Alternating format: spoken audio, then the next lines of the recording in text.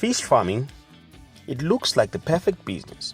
You dig a few ponds, stock them with fingerlings, feed them daily, and after a few months, you are cashing in. That's what many people think, but behind the success stories and viral videos, there's a hidden side to fish farming that nobody talks about. Today, we expose the dark truth about fish farming in Zimbabwe, the struggles, the losses, and the harsh realities farmers face every day. Stay tuned, because what you're about to hear might make you rethink that easy profit dream. In Zimbabwe, fish farming has become one of the most talked about agribusiness ideas. From Lake Chivero to Kariba, from backyard ponds in Marondera to irrigation dams in Chinoi, everyone wants a piece of the aquaculture pie. Companies promise quick profits. Training videos claim you can make thousands in 6 months. But here's the truth. Fish farming isn't as easy as it looks on paper. It's a science. It's a business. And if you don't understand the details, it can swallow your entire investment. Let's start with the first challenge: the cost of setting up a fish farm. Digging ponds, installing liners, buying aerators, pumps, and filters. None of it is cheap. Even a small pond, 1,000 square meter pond, can cost between 2,000 to 5,000 to build properly. Then comes the fingerlings, Tilapia or Kariba bream, and those cost about 15 cents to 25 cents each, depending on quality. Many new farmers skip proper pond construction or buy poor quality fingerlings to save money.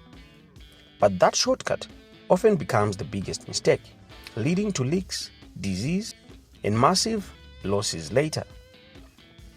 One of the biggest secrets in fish farming is mortality. Most farmers don't talk about it, but up to 30% of stocked fish can die before harvest due to poor water management or disease. When oxygen level drops, fish start floating. When water quality declines, parasites and bacterial infections spread like wildfire. Unlike poultry, you can't easily see a sick fish. By the time you notice, it's usually too late. And here's the painful part. Once your fish start dying, you can't just medicate your way out. Most treatments are expensive, restricted, or ineffective in open pond systems. Then there is feed problems, the silent killer of profits. Fish feed is the single biggest cost in aquaculture, often 60 to 70% of total expenses.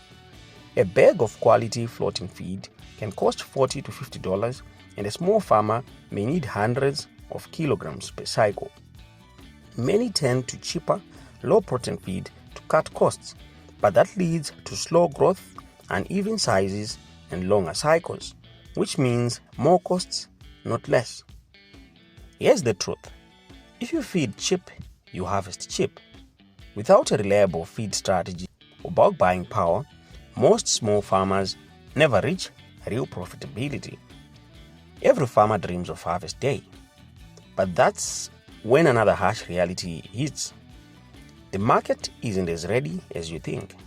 Supermarkets want processed, graded, and chilled fish, not live or random sizes.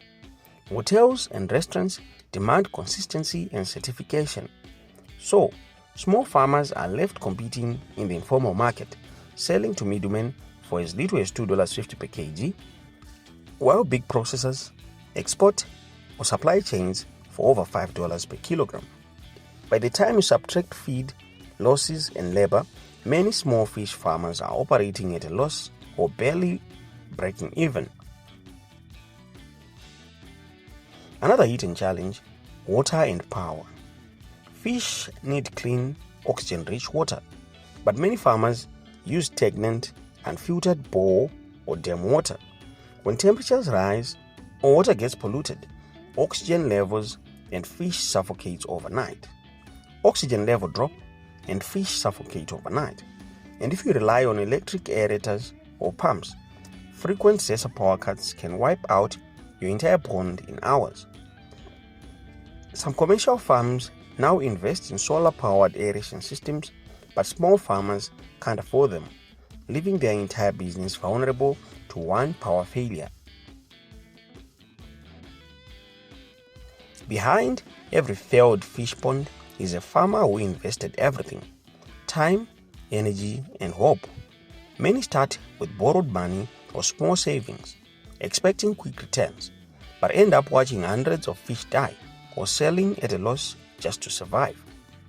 Some even abandon their ponds altogether, calling fish farming a scam, when in reality it's just a business that demands science, discipline, and capital. But here's the brighter side.